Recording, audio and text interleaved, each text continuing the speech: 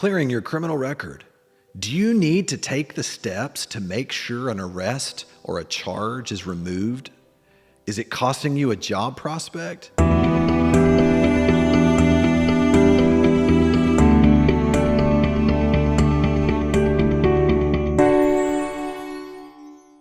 Today, I want to talk to you about how to clear your criminal record in Texas. Listen, if you wait around to the end of this video, I'll also give you a free ebook, What to Do If You've Been Charged with a Crime in Texas. Now, I probably get more calls about this issue than any other issue that I have in my criminal practice. I have poor folks around here that have been charged with a crime in the past. They did nothing wrong, and now they want to know, I can't get a job, I'm losing job prospects, my future is limited because I can't seem to get my criminal record removed or destroyed. Today I want to talk to you about that. Listen, your criminal record can follow you for the rest of your life. And many of you, if you're watching this video now or you have a loved one who's gone through this in the past, you're fully aware of that. It can make it difficult to get a job. It can make it difficult for people to stop labeling you as a criminal because everyone pulls up something and they immediately make these snap judgments about you and they assume that you're a certain type of person when you know that's not true. Well, today it's so important to realize, I have so many people that think because their case was dismissed or never filed that the record's gone. But I want you to understand the number one rule is no arrest or charge ever automatically goes away. Nothing. You have to take affirmative steps on your part in order to destroy those records. And there's really two ways to do this. My first video I'm going to do with you today is about expunctions. We're going to do a deep dive on expunctions. And then I'm going to do another video series about non-disclosures, a separate second way in order to do that. But here's the thing, there's a lot of intricate rules related to this that you need to be aware of, okay? So first of all, reasons why you should want an expunction. Some people don't think it's a big deal. Why does it matter? Well, I'll tell you this, if you were wrongfully arrested or charged, or maybe your attorney did a great job and got your case dismissed or no-billed by a grand jury, don't you want a clean slate? I mean, that's number one. You should want a clean slate. You want to be able to deny that any of this ever happened so that you can move forward with your life. Number two, employment. And I've already alluded to this a little bit. When you talk about applying for a job, you don't want anything on your record to literally limit your ability to get that job. I mean, think about it. If there's 60 applicants for a job and you're the one that has something on your criminal record as an arrest, what do you think the odds are of you getting that job?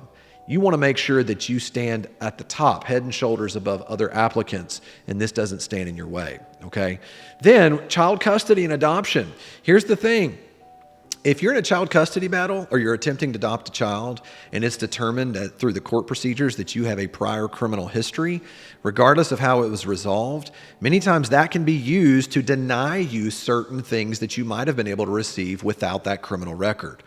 And then people don't think about this much, but what about applying for a loan? If you're applying for a loan and it turns out you had a previous theft case that was dismissed and you didn't get it off your record, the bank can see that if they run a background check on you. You could end up with a higher interest rate, or you might even be actually denied for the loan, okay? So those are some good reasons. So now, who can get an expunction? That's the next point. Who can get an expunction? A couple of things. I want to talk to you about basically 6 ways that this can happen. Number one, you may be eligible for an expunction in Texas if you were arrested and found not guilty at a trial. So if you're found not guilty, you absolutely have a right to an expunction, and it's immediate, okay? Number 2, you were arrested, found guilty at a trial, but later pardoned. If you received a pardon, you would be eligible for an expunction as well. Number 3, you were arrested, found guilty at a trial, and later through some type of writ, appellate process, it was determined that that conviction was to be overturned, and you were essentially found not guilty by the court for a lack of evidence, okay? That's number 3. Number 4, you were arrested but did not go to trial, and your case was actually dismissed. So if your case was dismissed, you'll also have the opportunity to be able to get an expunction off your record. But what if you had a felony case, and now we're looking at number 4 here. What if you had a felony case and your case was no billed by a grand jury? The next point here, if a no bill, if you had a no bill, that's essentially the same thing as being exonerated. Okay. If your case was exonerated, you're good to go. Literally, a no bill by a grand jury is clearing you of all charges and you will be eligible for an expunction. Another option is called a diversion program. Okay, that's a diversion program basically allows you, if you complete the terms and conditions of that diversion program, you could then also be eligible to have the entire arrest and record expunged completely from your criminal record. Okay, so when we say that, people call me sometimes and say, hey, do I need an expunction if I wasn't arrested? Great question. It depends. Now, what's important to you? Some people, and this happens a lot with citations, okay? Maybe you weren't arrested, but you were given a citation for, say, assault by contact, family violence, or maybe a theft under 100. You weren't arrested, but there's a citation. You can still technically get an expunction to destroy all those records. But when people call me and ask me about this, I tell them straight up, it really depends on what's important to you. If you don't want there to be any chance that someone sees that on your record, I would think that it's important for you to do. But to be upfront with you, when someone runs your background check for arrest records only, they will not see it because you were never arrested. So that's kind of a decision that you have to make about what's important. Many people don't want there to be any chance anyone knows about it at all, and they want to be able to legally say it never existed, particularly if they are in a profession where they are required to disclose information like that, okay? So that's something for you to consider. Now, here's an issue. What if there are multiple crimes arising out of a single arrest? This is a really big deal. It's possible to receive multiple charges from a single arrest incident. For example, suppose that the police arrested you for assault, but also discovered illegal drugs in your possession. In that scenario, the prosecutor would charge you with multiple crimes out of the same incident. And if those crimes are not all treated the same way, then you would not be eligible to get any of it expunged. This is so critical. It's so very important. And here's why. Let's say you got a dismissal on the assault charge, but you did a plea of some type of probation on the drug charge. You are now prohibited from getting any of it off your record. Those will be on your record for the rest of your life. You say, that doesn't seem fair. Well, you can't think about it. There's one police report for both charges. You can't expunge something where the other thing's not eligible. I'm not trying to sound confusing here, but they must be handled the exact same way in order for you to be eligible, okay? Now, what about juvenile cases? Many people ask me, can you get a juvenile case expunged? Juvenile cases are treated differently. If you have a juvenile record, it is eligible to be sealed, not expunged, unless that juvenile was arrested and later certified or detained under an adult standard and treated as an adult. If that case was later then dismissed, you could be eligible for an expunction in that situation. So let's talk about being acquitted. What if you are acquitted of a crime and found not guilty at a trial? Under this rule, you do not have to, there's no waiting period. You are eligible for an expunction immediately, okay? That's the number one thing. That's the gold standard there, immediate expunction. What if you're convicted, though? What if you're convicted and then later on you receive a pardon? In that situation, or let's say you win your appeal. If the court reverses your conviction on an appeal, the time to appeal the state Supreme Court must pass before the court can grant an expunction.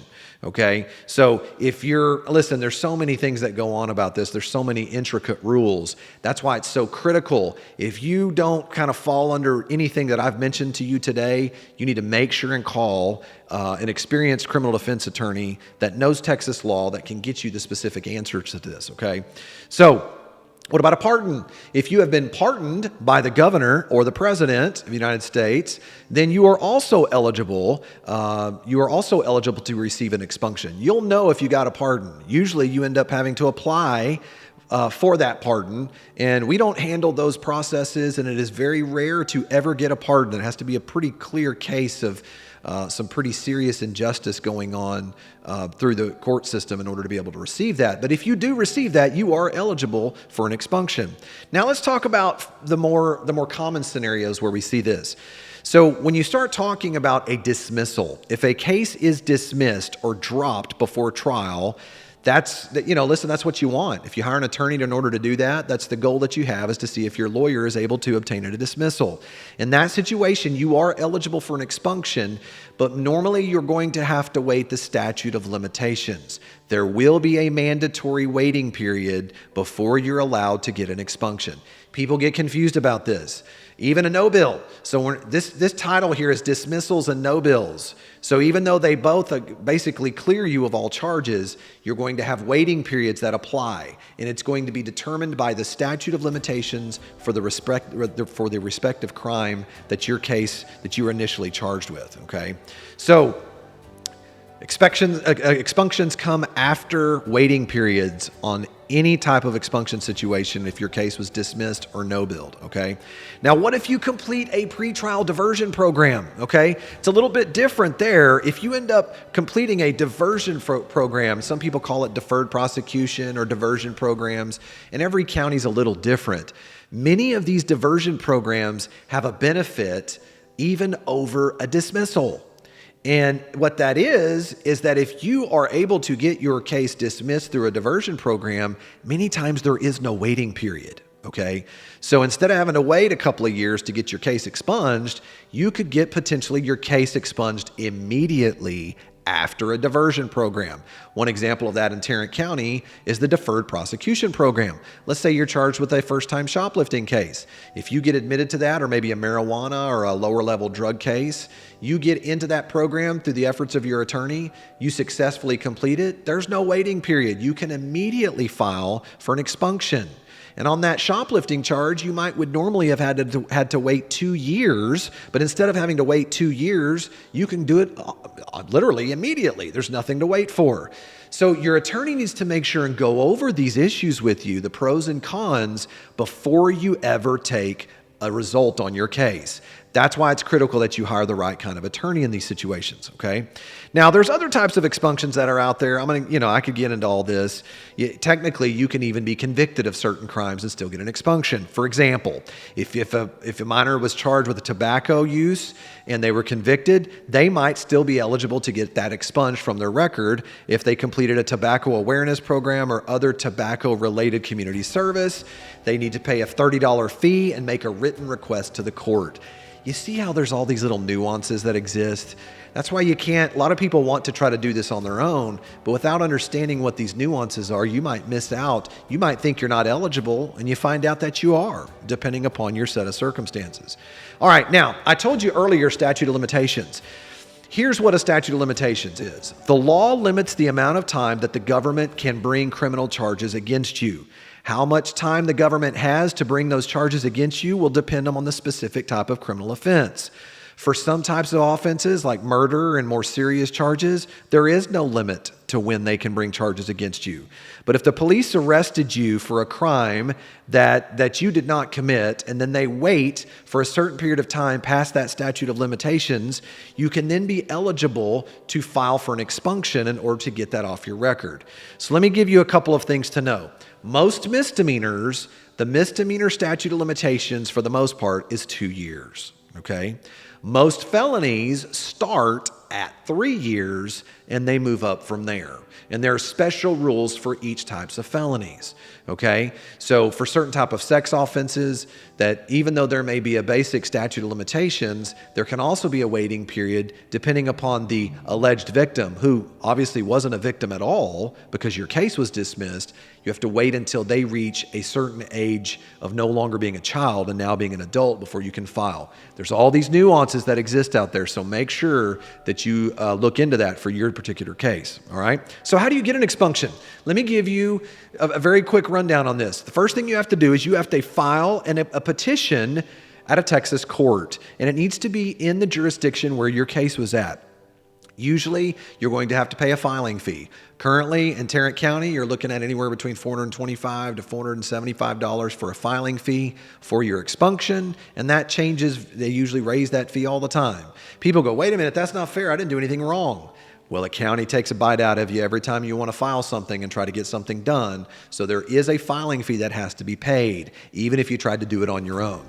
But here's what happens next. After you file the petition for expunction, the next step is you complete the petition, you go through the process, you then have to go to a hearing before the court. At that hearing, if you do it on your own, you're going to have to show the court that you're eligible and track the filing and do a prove up. And then the prosecutor will be there and a felony district judge will be present as well. After that hearing is complete, if it determines that you were eligible, you'll receive a court order stating that you can deny that this arrest or incident ever took place. And then that court order, by the efforts of the court or through your attorney, can then be sent out to all of the agencies that have a record of your arrest. And just an example of some of those agencies, publicdata.com, that's the internet, the FBI, Department of Public Safety, the local police departments that were involved. All of these agencies that might have a record of your arrest are then served with paperwork in order to destroy those records. So let me give you just a quick Q&A. Some people have some questions about this. We've talked about what is an expunction. Listen, I probably should have done this at the very beginning. It's a way to destroy your record. That's what it is. It's a complete, total destruction of all your records. That's what you want, okay? Do I need an expunction?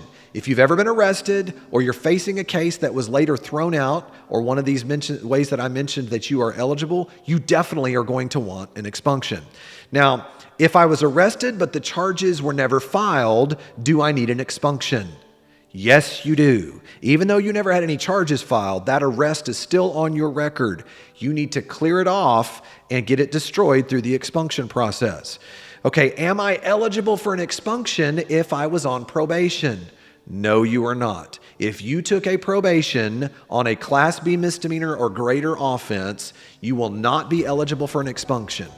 The only caveat I give to that is if it's a Class C offense. Certain Class C misdemeanors could be eligible if you received a deferred disposition and you successfully completed it, okay? So, finally, how much does it cost? Well, it varies, okay? Like I mentioned, even if you tried to do it on your own, you're going to end up having to pay the filing fee. And some attorneys can charge you $1,500, $2,000, $3,000 for an expunction, and really it's going to depend on the county that you're in and how difficult they are to deal with in order to get that process completed. But you can usually budget on a couple of $1,000s in order to get it completed. Now, the next question is, will I have to go to court? It depends on what county you're in. Some counties, your attorney may be able to get your appearance waived and they can take care of it for you. Other counties will require you to be there. For instance, Tarrant County, many times we can get you excused. But in Dallas County as well. But if you're in Parker County or Johnson County in Texas here, you're going to end up having to show up for your expunction hearing in order to get it completed. So it really depends. How long will an expunction take? This is a great question. It can take as short of a time as 30 days. It can take as long as 90 days in some counties when you have to actually appear for your hearing. So you're usually looking at about a 30 to 90 day period. And listen, understand this, expunctions are a legal process. If you need this done, and people ask me, can I do it on my own? Yes, you can, but you're navigating a minefield where you could end up wasting your filing fee and end up having your petition to have it expunged denied if you don't handle it the right way. So if you're able to afford to hire an attorney, why not get it done and get it done the right way? And so I tell people this, it's a legal process. So many times, don't you want to have the peace of mind? Don't you want to be able to know that you really only get one chance at getting this expunction? And if you mess it up and your expunction is denied, you may be barred from being able to seek it in the future.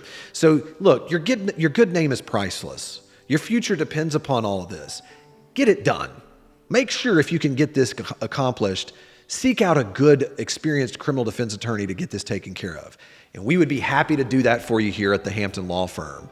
And listen, if you would like to ask us some questions about your eligibility, don't hesitate to contact our office at 817-877-5200. We'd be happy to give you a free consultation and walk you through the process. By the way, I promised you a free ebook. Click down below and I'll give you one, What to Do If You've Been Charged with a Crime in Texas. Thanks again for joining us here today. Look forward to seeing you on our next YouTube series. Look out for that non-disclosure video that's headed your way. Subscribe us if you liked what you heard. Thanks again.